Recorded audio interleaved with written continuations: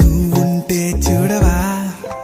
మంచు వాన నన్ను ముంచనంట వాన విల్లు మీద ఇల్లు కట్టినెవ్వరంట ఈ లోకమంతా నిన్ను చూసనంట ఏ దిష్టి నిన్ను తాకకుండా ఇంటిలోనే దాచుకుంటా రంగు రంగు